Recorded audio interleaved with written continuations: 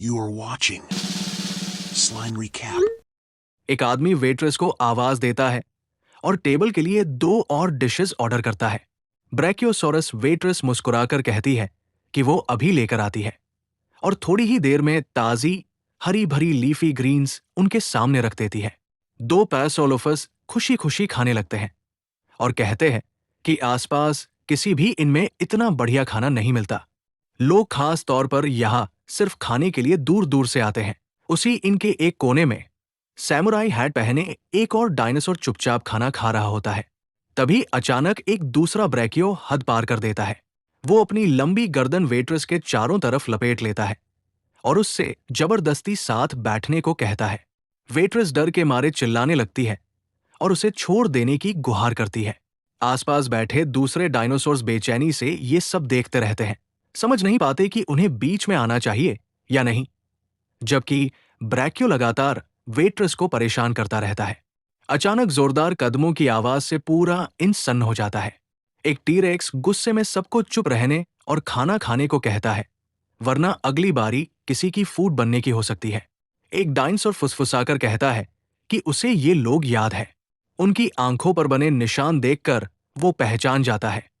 ये इन रैकर ब्रदर्स हैं। ये हर वेट्रेस पर लाइन मारते हैं और आखिर में पूरा इन बर्बाद कर देते हैं। तभी एक और डायनासोर आगे बढ़ता है और कहता है कि अब बहुत हो गया। ब्रैकियो घूरते हुए पूछता है कि वो खुद को समझता क्या है। सामने खड़ा ट्राइसरटॉप्स, जिसने भी एक हैट पहना हुआ है, साफ शब्दों में कहता है कि लेडी को परेशान करना बंद करो। टीरेक्स तिरछी मुस्कान के साथ बोलता है कि हर जगह कोई न कोई बेवकूफ मिल ही जाता है जिसे अपनी जान की कीमत समझ नहीं आती। ब्रैकियो हंसते हुए कहता है कि शायद ट्राइसरा को लगता है कि उसका बड़ा शरीर ही काफी है। टीरेक्स गरजते हुए जवाब देता है कि वो उसे हर्बिवोर और कार्निवोर की ताकत का फर्क दिखाएगा। अगले ही पल टीरेक्स हमला करने के लिए ट्राइसरा की ओर झपटता है, लेकिन ट्राइसरा फुर्ती से रास्ता बदलता है और अपनी पूंछ से उसके मुंह पर जोरदार वार करता है।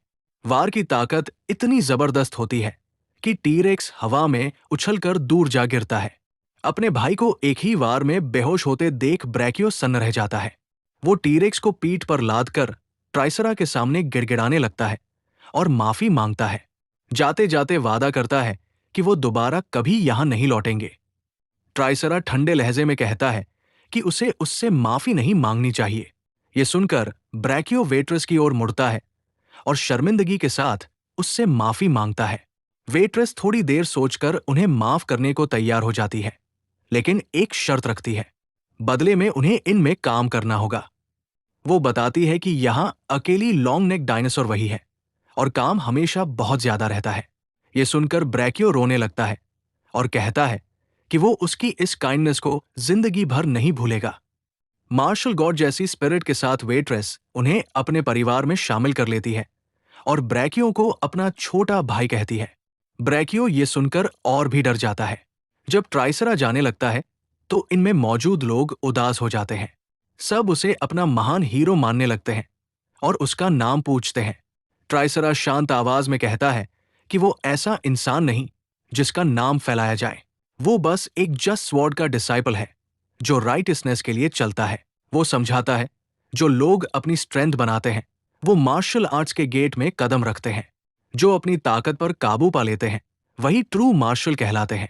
जो दूसरों के लिए खड़े होते हैं वो शिवलरी की शुरुआत छूते हैं और जो खुद को दूसरों के लिए कुर्बान कर देते हैं वो शिवलरी के असली रूप तक पहुंच जाते हैं। जहां मार्शल और शिवलरी एक साथ रहते हैं वही जगह मार्शल वर्ल्ड कहलाती है। जियांगू मार्शल वर्ल्ड किसी जमीन का नाम नहीं, बल्कि उन लोगों की छोड़ी हुई लंबी परछाई है जो मार्शल आर्ट्स और शिवलरी के रास्ते पर चलते हैं। करोड़ों साल पहले भी वहां एक मार्शल वर्ल्ड मौजूद था, डायनासोर्स का मार्शल वर्ल्ड। चलते हुए ट्राइसरा सोचता रहता है कि लोग उसे महान हीरो कह रहे थे। उसे शक होता है कि क्या वो सच में इतना बूढ़ा दिखने लगा है। मन ही मन तय करता है कि बाद में वेयांग सजी से ये जरूर पूछेगा। उस ट्राइसरा का नाम बायोक्रो है। वो जस्ट स्वॉर्ड का डिसाइपल है।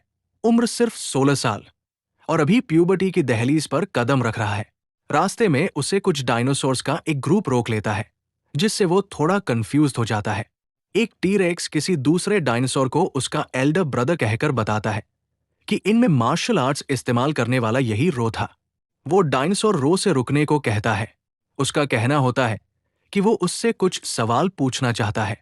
उसे खबर मिली थी कि रो ने मार्शल आर्ट्स इस्तेमाल किए थे, इसलिए वो जानना चाहता है कि रो किस सेक्ट से है। वो खुद को जियो कुनमुन का मार्शल आर्टिस्ट बताता है, जो वुडंग सेक्ट से जुड़ा हुआ हाउस होल्ड है। ये सुनकर रो चौंक जाता है। वो खुद को जस्ट स्वॉर्ड का डिसाइपल बताता है। उसकी बात सुनकर सामने वाले डायनासोर्स हैरान रह जाते हैं। उनका कहना होता है कि उसका टाइटल ही स्वॉर्ड कैसे हो सकता है। जियांगू में इतना अजीब टाइटल कहीं नहीं होता। उन्हें लगता है कि रो उनका मजाक उड़ा रहा है। जब रो अपना सेक्ट साफ साफ नहीं बताता, तो वो शक करने लगते हैं कि कहीं वो ब्लैक स्केल क्लैन का कोई हायर्ड वांडर तो नहीं। तभी उनका एल्डर डायनासोर उन्हें रोक देता है और रो से कहता है कि वो उनके साथ चले। साथ ही चेतावनी देता है कि रेजिस्टेंस करने की जरूरत नहीं। बाकी डायनासोर्स रो को पकड़ने की कोशिश करते हैं। चिढ़कर रो जमीन पर जोर से पैर पटकता है और ऊंची छलांग लगाकर हवा में उछल जाता है, जिससे अटैकर्स चौंक जाते हैं। उसे भागते देख एल्डर डायनासोर चिल्लाता है कि उसे पकड़ो और किसी भी हाल में भागने मत देना। रो उस दिनों से किसी तरह बच निकलता है, लेकिन तभी उसे महसूस होता है कि उसकी टोपी गिर चुकी है। अगले ही पल कुछ डायनासोर्स उस टोपी को पैरों से कुचल देते हैं और हंसते हुए कहते हैं कि अब भागने का कोई मतलब नहीं, क्योंकि वो जियो कुनमुन के रेड 3 स्टार्स हैं, ओटेगा, गैंग या और मासू। वो रो से शांति से सरेंडर करने को कहते हैं। टोपी टूटते ही रो का गुस्सा फूट पड़ता है। ये वही कीमती टोपी थी जो उसके मास्टर ने उसे दी थी, लेकिन सामने वाले उसकी टोपी की बिल्कुल परवाह नहीं करते। वो रो को तलवार निकालने को कहते हैं और मासू अपने मेटल क्लॉस के साथ उस पर झपट पड़ता है। रो उसके हमलों से बच जाता है। वो वार इतने तेज थे कि एक ही स्वाइप में बड़े बड़े पेड़ कट सकते थे, लेकिन जैसे ही रो हवा में उछलता है, बाकी दो भी उस पर कूद पड़ते हैं। तीनों मिलकर एक फॉर्मेशन अटैक करते हैं। रो को यह देखकर हैरानी होती है कि वो लोग कॉम्बिनेशन अटैक इस्तेमाल कर रहे हैं, लेकिन वो पहले से काउंटर के लिए तैयार था। वो टेगा के चेहरे पर जोरदार किक मारता है, फिर घूमते हुए उसे जमीन पर पटक देता है। कॉम्बो पूरा होने से पहले ही वो फॉर्मेशन तोड़ देता है। या ये देखकर चौंक जाता है कि रो ने टेगा को फुटहोल्ड की तरह इस्तेमाल किया, लेकिन रो बिना रुके उसका रुख या की तरफ करता है और अपनी टेल से उसके जबड़े पर अपरकट मार देता है। या का हथियार छूट जाता है और वो दूर जाकर उड़ते हुए गिरता है। मासू ये सब देखकर स्टन रह जाता है। उसे अभी भी समझ नहीं आ रहा था कि हो क्या रहा है। तभी रो अचानक उसके ऊपर दिखाई देता है और उसके चेहरे पर किक मार देता है। उनका एल्डर ये देखकर हक्का बक्का रह जाता है कि उसके सबसे अच्छे 3 डिसाइपल्स इतनी आसानी से हार गए। रो धीरे धीरे उसकी तरफ बढ़ता है। एल्डर उससे पूछता है कि वो असल में है कौन। रो सवाल पलट देता है और पूछता है कि उन्होंने उस पर हमला क्यों किया और उसे जबरदस्ती ले जाना क्यों चाहते थे। एल्डर को रो की मार्शल ऑरा पहचान में आ जाती है।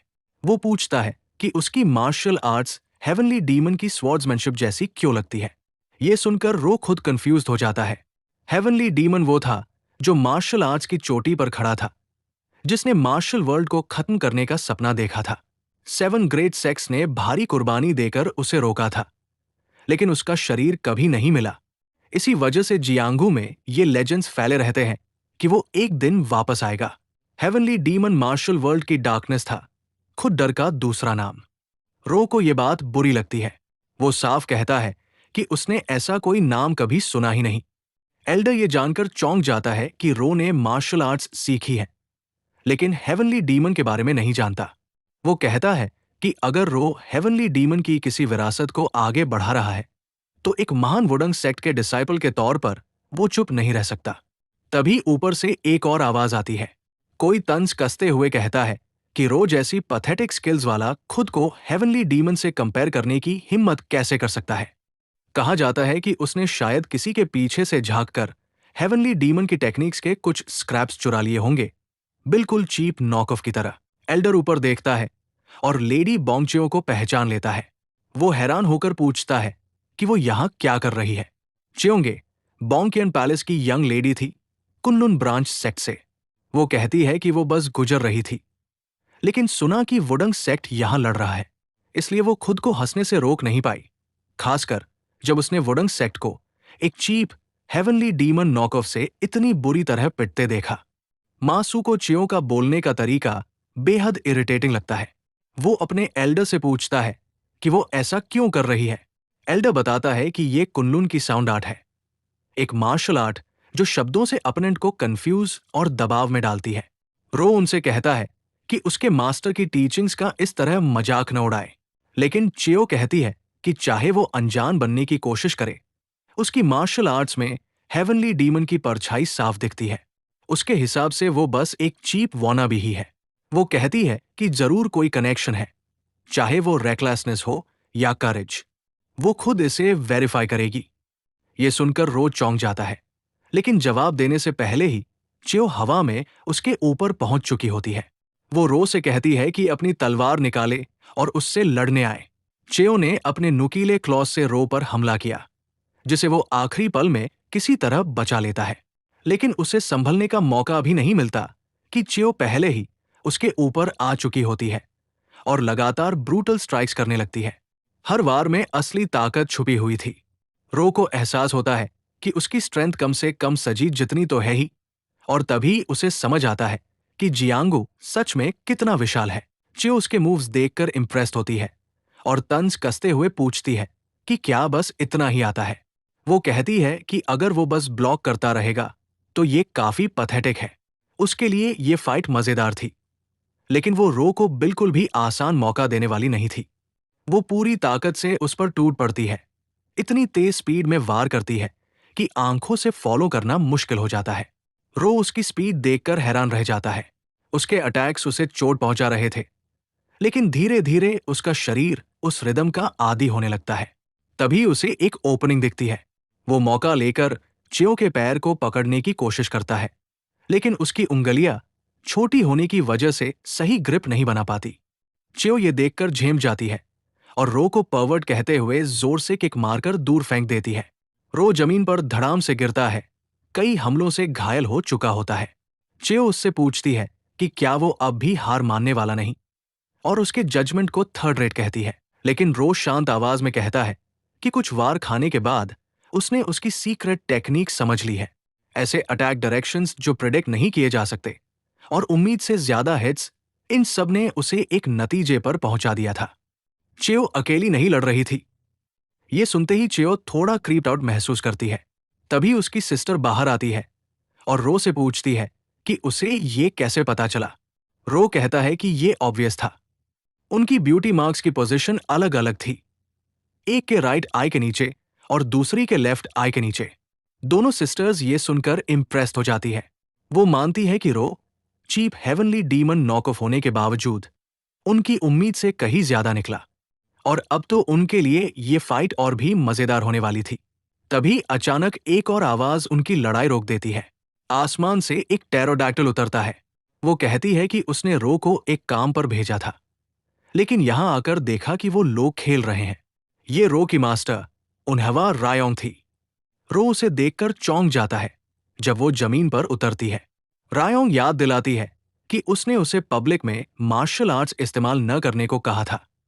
रो सफाई देने की कोशिश करता है कि मामला ऐसा नहीं था, लेकिन रायोंग उसे रोक देती है और कहती है कि घर पहुंचकर इस पर बात होगी।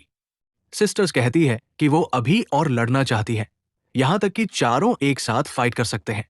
रायोंग समझ जाती है कि ये लोग उन्हें शांति से जाने नहीं देंगे। उसके पास कोई और रास्ता नहीं बचता। वो कदम जमाती है, रो को उठाती है और उसे लेकर सीधे आसमान में उड़ जाती है। ये देखकर सिस्टर्स चौंक जाती है, फिर हंसते हुए कहती है कि वो कितनी पैथेटिक तरीके से भागे हैं। इसके बाद एल्डर आगे बढ़ता है और जियो कुनमुन की तरफ से सिस्टर्स को सम्मान देता है। वो पूछता है कि उन्हें यहां किस काम ने भेजा है। चियो उसे ताना मारती है कि लड़ाई खत्म होने के बाद दिखने का क्या फायदा। वो कहती है कि उसे यकीन है कि वो जियांगू में फैल रही अनोमली के बारे में जानता होगा, जिसे कैलामिटी ऑफ द 5 डायरेक्शंस कहा जाता है। वही वजह थी कि वो कुनलुन से जियो कुनमुन आई थी, इस मुद्दे पर बात करने के लिए। लेकिन जो कुछ उन्होंने देखा, उसके बाद चियो को शक होने लगता है कि जियो कुनमुन सच में इस काम के लायक भी है या नहीं। तेगु उनकी बदतमीजी से नाराज हो जाता है। वो कहता है कि भले ही वो कुनलुन से हो, लेकिन मुरीम अलायंस का हिस्सा है और उन्हें रिस्पेक्ट दिखानी चाहिए। चियो तुरंत उस पर चढ़ जाती है। अपने क्लॉस उसकी आग के पास लाकर पूछती है कि क्या जियो कुनमुन खुद कर्टसी दिखाना जानता है। एल्डर बीच में आकर उन्हें रोकता है। वो कहता है कि आगे कुछ करने की जरूरत नहीं और अपने जूनियर की बदतमीजी के लिए माफी मांगता है। वो समझाता है कि कैलामिटी की वजह से ब्लैक स्केल क्लैन के उभरने से सब लोग टेंस हैं। चियो आखिरकार पीछे हटती है और कहती है कि उसे उम्मीद है कि जो कुनमुन अपने इतिहास की तरह फिर से फ्रंटलाइन पर खड़ा होगा, जैसे कभी हेवनली डीमन के खिलाफ खड़ा हुआ था। उसकी सिस्टर उसे छेड़ते हुए कहती है कि पहली मुलाकात में ही उसने उस जोशीले हीरो का हाथ पकड़ लिया था। चियो उसे फालतू कमेंट से बचने को कहती है और याद दिलाती है कि वो कुनलुन की एनवॉइस है।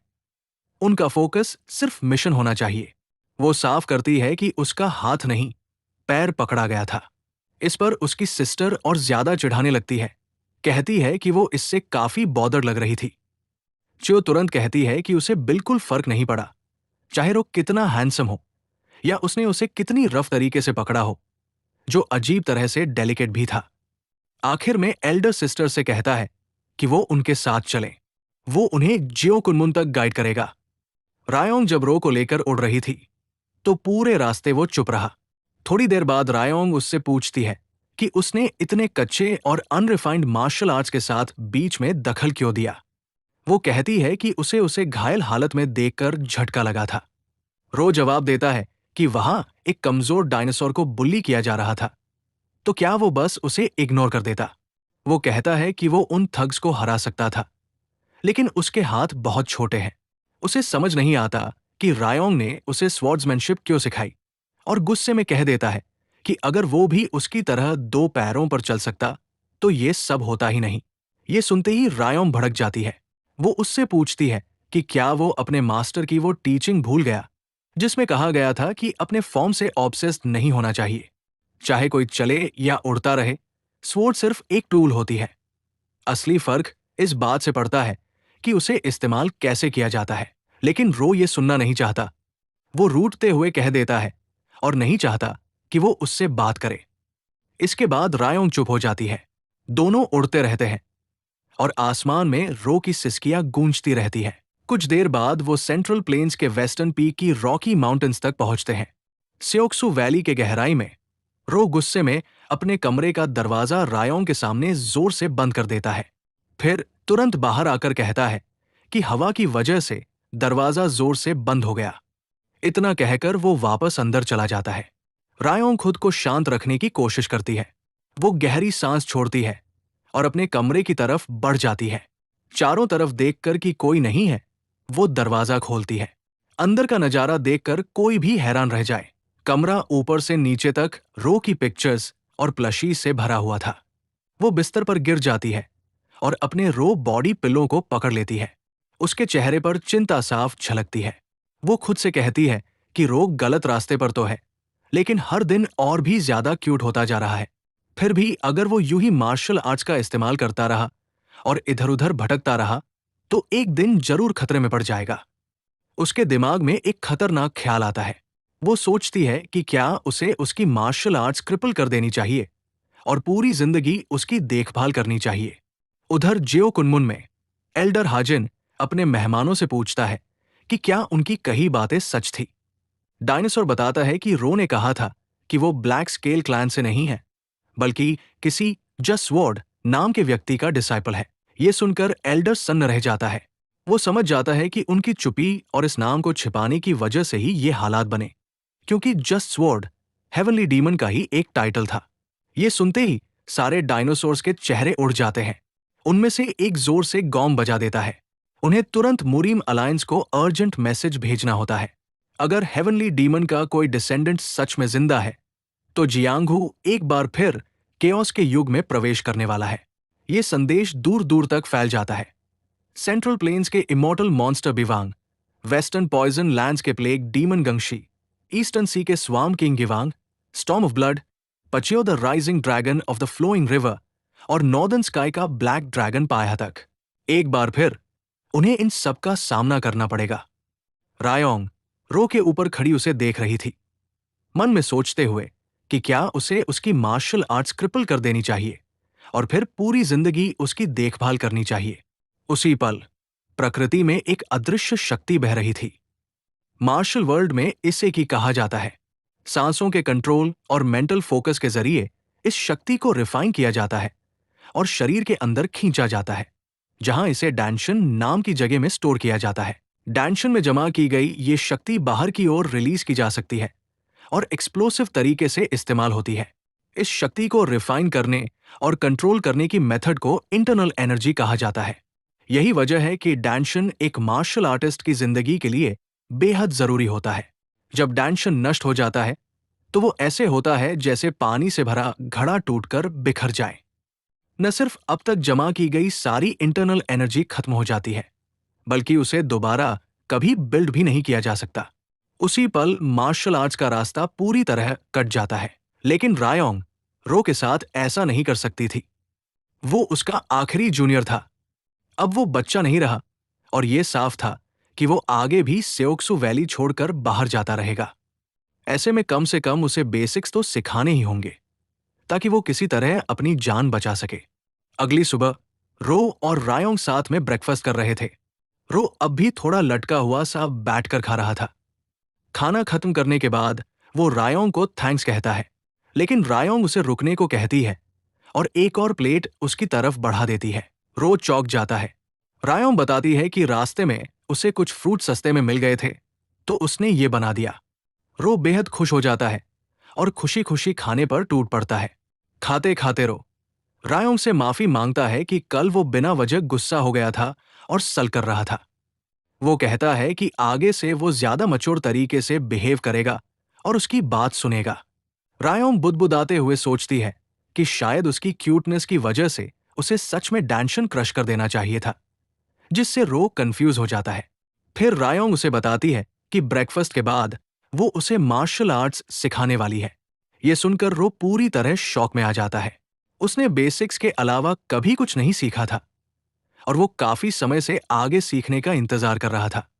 रायोंग कहती है कि चाहे वो रोके या न रोके, रो मार्शल आर्ट्स इस्तेमाल करेगा ही, इसलिए वो उसे बस इतना सिखाएगी कि वो बाहर जाकर मरे नहीं। ट्रेनिंग ग्राउंड भी हमेशा की तरह वही रहेगा। इसके बाद दोनों पहाड़ की चोटियों की तरफ चढ़ना शुरू करते हैं और ऊपर खंडहरों तक पहुंचते हैं। लंबी चढ़ाई से थक चुका रो पूछता है कि क्या वो पहुंच गए। रायोंग उसे कंफर्म करती है कि यही जगह है। रो हैरान हो जाता है कि पहाड़ के बीचों बीच ऐसा ट्रेनिंग ग्राउंड भी हो सकता है। रायोंग उसे बताती है कि यही असली सेओक्सु वैली है। वो उसे ढील न देने को कहती है, क्योंकि अगर सूरज ढल गया तो ट्रेनिंग का वक्त नहीं मिलेगा, और उसे अंदर जाने को कहती है। वो समझाती है कि ये जगह पहले उनकी सेक्ट का ट्रेनिंग ग्राउंड हुआ करती थी। पहाड़ों के बीच गहराई में होने की वजह से यहां कोई नहीं आता, इसलिए किसी की नजर की चिंता नहीं रहती। फिर वो रो से पूछती है कि उसने अपनी एक्सटर्नल स्किल्स कितनी ट्रेन की है। रो जवाब देता है कि उसने हर दिन वही टेक्निक्स प्रैक्टिस की है जो उसे सिखाई गई थी। ये सुनकर रायोंग चौंक जाती है। उसे पता चलता है कि रो पिछले 10 सालों से सिर्फ बेसिक्स ही प्रैक्टिस कर रहा था। एक्सटर्नल ट्रेनिंग के दम पर टेक्निक्स एक्सिक्यूट करना आसान नहीं होता। रो आगे बताता है कि बेसिक्स के बाद वो रोज 100 पुशअप्स, 100 सिटअप्स, 100 स्क्वाट्स और 10 किलोमीटर की दौड़ करता रहा है, वो भी 10 साल तक। ये सुनकर रायोंग पूरी तरह स्टन्ड हो जाती है। इतना ही नहीं, अगर उसके पास टाइम बचता तो वो ग्रैटिट्यूड के साथ 10,000 बार पंचिंग मूव प्रैक्टिस करता था। रायोंग को एहसास होता है कि उसकी ट्रेनिंग सबसे बेसिक होने के बावजूद बेहद सॉलिड रही है। वो कहती है कि अब वो उसका एक टेस्ट लेगी। रो को उस लाइन के अंदर रहकर उन पत्थरों को डॉज करना होगा जो वो उस पर फेंकेगी। अपनी पहली लेसन के लिए रो बेहद एक्साइटेड हो जाता है। वो कहता है कि वो तैयार है। उसी पल रायोंग जबरदस्त स्पीड से एक पत्थर उसकी तरफ फेंकती है, ये देखने के लिए कि वो क्या कर सकता है। रो बेहद कम मूवमेंट के साथ पत्थर से बच जाता है, लेकिन तुरंत ही और पत्थर उस पर आने लगते हैं। उनकी स्पीड उसे चौंका देती है। फिर भी वो चियो सिस्टर्स जितने तेज नहीं थे जिनका वो पहले सामना कर चुका था। रो आराम से सारे पत्थरों को डॉज कर लेता है। ये देखकर रायोंग इंप्रेस्ड हो जाती है।